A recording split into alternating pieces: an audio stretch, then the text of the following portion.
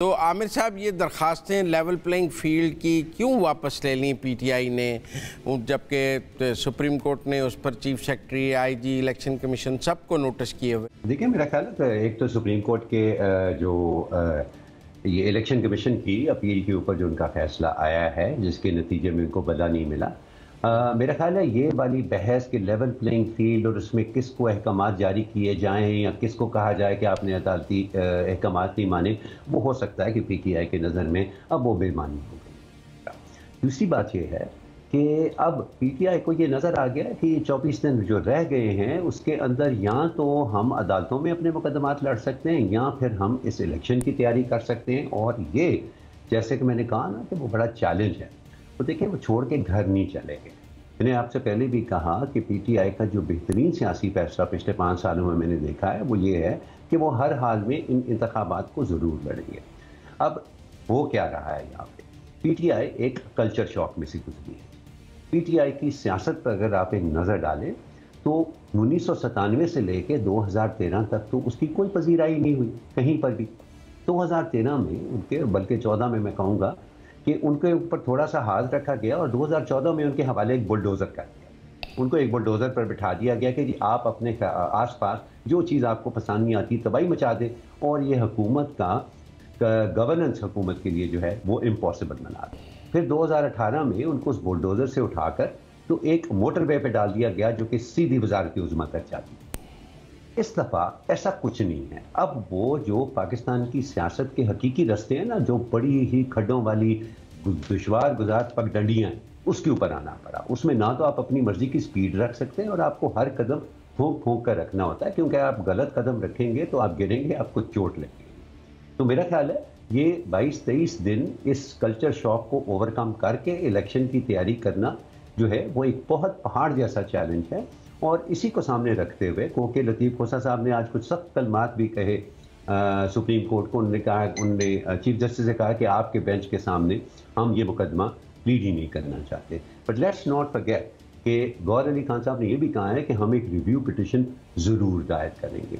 लेकिन आज उनका जो ये अपनी पिटिशन वापस लेने का जो फैसला है, उससे मुझे तो कम से कम ये लग रहा है कि पीटीआई अब अपनी तमाम तर एनर्जीज, अपनी तमाम तर तवज्जो वो इलेक्शन के प्रोसेस के ऊपर फोकस करना चाह रही है, ताकि वो किसी न किसी हद तक एक मजबूत अपने जो उसके हिमायत याफ्ता आज़ाद उम्मीदवार हैं उनको किसी न किसी तरह से कॉन्फिडेंस के साथ 8 फरवरी को इंतखाबी मैदान में भेज सकें। जी, मैं आपसे बिल्कुल मुत्तफिक नहीं हूँ, लेकिन अंबर की बारी है। मैं फिर वो मेरा और आपका ही शो बन जाएगा और अंबर मुझे बूमर अंकल कहना शुरू कर देगी, तो अंबर जरा एम्फसाइज कर लेना आपके पॉइंट को, फिर मैं इकट्ठा ही रिबटल दे दूंगा। वैसे ये जो लेवल प्लेइंग फील्ड वाली जो इस्तिलाह है, मेरे ख्याल में पाकिस्तान तहरीक इंसाफ की शायद कोर्ट ऑफ पब्लिक ओपिनियन जो वो समझते हैं कि वो वाकई वहाँ उनको फतह हासिल हुई है, वो बहुत बुरी तरह बैकफायर हुई थी। ये जो बल्ले के निशान के हवाले से जो मुकदमा जो हेयरिंग थी, जो समाअत चली थी, क्योंकि चीफ जस्टिस काजी फायज ईसा ने ये भी उस वक्त, मुझे उनका जुमला भी अच्छी तरह याद है कि आप मुल्क भर में लेवल प्लेइंग फील्ड तो चाहते हैं, लेकिन अपनी जमात में आप लेवल प्लेइंग फील्ड मुयस्सर नहीं करना चाहते, तो फिर हम कैसे समझे कि आप एक जमहूरी पार्टी है। तो मेरे ख्याल में कि ये मामला एक तो ये है कि जाहिर है जो उनके खिलाफ फैसला आया, जो अदालत है और जो फैसला, उसकी वजह से कुछ मायूसी तो ज़रूर हुई है। लेकिन दूसरी तरफ आप ये भी देखें, क्या सिर्फ अपनी एनर्जीज इलेक्शनियरिंग में कर रहे हैं? मुझे लगता है कि आप इस स्पेसिफिक मुकदमे को भी देखें, जो इस तरीके से सबूत पेश किए गए थे वो बहुत नाकस थे। और मैं तो यही समझती हूँ, और मुजम्मिल आप मुझसे इत्तेफाक नहीं करते, मैं तो समझती हूँ कि ये बड़ा स्ट्रॉन्ग केस बनता है। आप देखें कि बल्ले के निशान की समाअत के दौरान भी गौहर अली खान साहब के घर पे छापा पड़ा, और ये झूठ तो नहीं था, ये सबके सामने हुआ। उसके बाद वो वापस भी आए, आईजी भी गए, और ये मीडिया में भी इस पे बात हुई, उन्होंने वीडियोस भी पेश की, इसमें कोई झूठ नहीं था।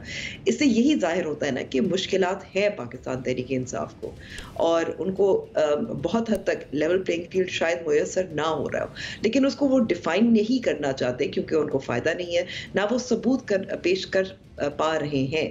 वो इस मुकदमे को अपनी मैं तो वाकई समझती हूँ, जब मैंने उनकी तकारीर देखी, लतीफ़ खोसा साहब की, बहुत अच्छे वकील हैं, लेकिन मुझे तो लगा था कि सियासी तकरीर वाकई है। वो सबूत जो एक मौका था कि आप ऑन द रिकॉर्ड अदालत में आप बता सके, पेश कर सकें, वो उन्होंने पेश ही नहीं किया। तो जब इसको एक आप अनडिफाइंड वर्ड रखना चाह रहे हैं, जब आपको नजर आ रहा है कि अदालत शायद इतनी सिंपैथेटिक नहीं है, आखिरी बात मैं जो करना चाहूंगी कि इसके बावजूद कि मुझे लगता है अदालत शायद कम सिंपैथेटिक थी, कि जस्टिस मुसर्रत हिलाली साहिबा, जिन्होंने बल्ले के निशान के वक्त पूछा था तहरीक इंसाफ के वकील से, कि अली जफर साहब से, कि आप मुझे बताएं कि जो उम्मीदवारों ने आपको 50,000 रुपए दिए थे अपनी कागजात सबमिट करने के लिए, तो उसकी कोई आपके पास चालान है, कोई रिसीट है?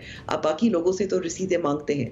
तो वो भी इसमें जाहिर है बहुत वो मीडिया में भी चला, लेकिन इस बार उन्होंने कहा और वाज़ेह तौर पे कहा, ऐसे ही लग रहा है कि इलेक्शन कमीशन ऑफ पाकिस्तान को सिर्फ एक ही जमात नजर आ रही है, बाकी जमातें को नजर नहीं आ रही। तो ये मुकदमा जा सकता था उनके हक में, लेकिन मुझे लगता है कि वो लेवल प्लेइंग फील्ड उसको और अपने खिलाफ उसको वीक रखना चाह रहे हैं, मुबहिम रखना चाह रहे हैं, और साथ साथ उनको शायद लग रहा है कि शायद हो सकता है कि अब हम वो चांस नहीं लेना चाहते। और तीसरी बात है कि वो सबूत भी कर पाए। देखें, मेरी बात सुने, ये जो लेवल प्लेइंग फील्ड वाला मुकदमा था, ये उन्होंने कंटेम्प्ट पिटिशन दायर की थी इलेक्शन कमीशन के ख़िलाफ़ कि हमारे कागजात जमा नहीं कर रहे हमसे और हमारे कागजात मुस्तरद किए जा रहे हैं। ये केस था, ये वो इंट्रा पार्टी वाला केस नहीं था। ये केस था कि इलेक्शन कमीशन, अच्छा नहीं था ना, तो ये जो उन्होंने विड्रॉ किया है, इस केस में इलेक्शन कमीशन ने फिगर्स दिए कि पहले मरहले में 78% कागजात पीटीआई के लोगों के कबूल हुए हैं। जो रिटर्निंग अफसरों ने कबूल किए हैं उनकी रेशो 78% है पूरे मुल्क में, सूबाई और कौमी असम्बली के। अब जब वो अपीलों ट्रिब्यूनल्स के बाद तो वो कोई 89-90% के करीब पहुंच गई है। तो इलेक्शन कमीशन ने तो इसमें जवाब दिया कि इन्होंने कहा है कि 90% हमारे कागज़ मुस्तरद हो गए हैं, जबकि इनके 78% जो हैं वो कबूल हुए हैं। ये झूठ बोल रहे हैं, इनको जुर्माना किया जाए और इन पर तो इन्हें अदालत लगाई जाए।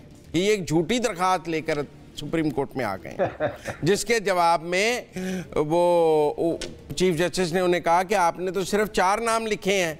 तो इलेक्शन कमीशन ने तो पूरे नाम और फिगर्स और सब कुछ दे के कहा है कि आपके 78% कागज़ जो हैं वो रिटर्निंग अफसरों ने कबूल कर लिए हैं और बाकी ट्रिब्यूनल से हो रहे हैं। तो एक कंटेम्प्ट कहाँ हो गई और लेवल प्लेइंग फील्ड का मसला कहाँ से आ गया? तो इसका जवाब पीटीआई के पास नहीं था और उन्होंने कहा कि हमें तैयारी के लिए वक्त दे दें और एडजमेंट मांग ली। अब आप देखें ना, आप दो केसों को मिलाकर एक बड़ा खूबसूरत बयानिया बनाते हैं कि जी अब ज़रूरत नहीं थी, अब वक्त नहीं था, अब वो भाई केस ही गिर गया इलेक्शन कमीशन के फिगर्स के आगे कि 90% कागज़ आपके मुस्तरद कबूल हो गए हैं। आप सब कहते हैं रिटर्निंग अफसरों ने कागज़ मुस्तरद कर दिए, 78% कागजात तो रिटर्निंग अफसरों ने कबूल किए हैं।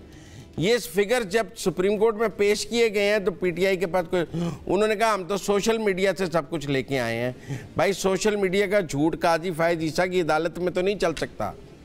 वो आप दोनों को तो इम्प्रेस कर सकता है, लेकिन काजी फायद कोर्ट ऑफ लॉ को तो इम्प्रेस नहीं कर सकता। वो नैरेटिव बिल्डिंग का केस वहाँ तो फैक्ट्स एंड फिगर था, वहाँ तो फैक्ट्स एंड मतलब आप पेश नहीं कर पाए। मैंने तो भाई इसलिए वो भागे हैं कि उन्हें जुर्माना भी हो जाना था और सजा भी हो जानी थी। आप ये अब आप देखिए कि ये जो बल्ले का निशान का केस है, मैं इसलिए हम मवाजना जरूर कर सकते हैं। इलेक्शन कमीशन पाकिस्तान से ताल्लुक है, बेंच वही है, सबूत का मामला है। देखिए कोई नहीं कह सकता कि जो टेक्निकलिटी नहीं, तो क्या इंट्रा पार्टी इलेक्शन फ्रॉड नहीं हुए उनके? मैं कह रही हूँ, मैं यही फ्रॉड इलेक्शन नहीं कराया उन्होंने। बात मैं यही कह रही हूँ मुजम्मिल। देखिए इलेक्शन जो है जिस तरीके से किए गए वो तो एक्सपोज हो गया ना। तो बस फिर कानून के मुताबिक फैसला हुआ है, ज्यादती क्या हो गई इसमें? कानून के मुताबिक फैसला तो हुआ होगा, लेकिन उसके होगा नहीं हुआ है। आप ये जो भाम बीच में रख के उनको मार्क्स देती हैं ना, यही बात है गलत। जो बुनियादी हुकूक सल्ब किए गए हैं, जो वोटर कौन सा बुनियादी? आप कानून तोड़कर बुनियादी हुकूक लेना चाहती हैं?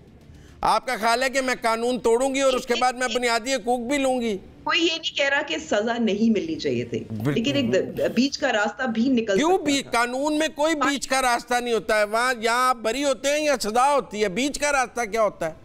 लेकिन कानून में डिफाइन भी तो नहीं किया गया कि अगर सर्टिफिकेट पेश किया और उनके भाई झूठा सर्टिफिकेट पेश किया आपने, इंतखाब ना कराया और सर्टिफिकेट पेश किया तो झूठा सर्टिफिकेट पेश किया आपके साथ, आप जाली फ्रॉड इंतखाब हुआ था।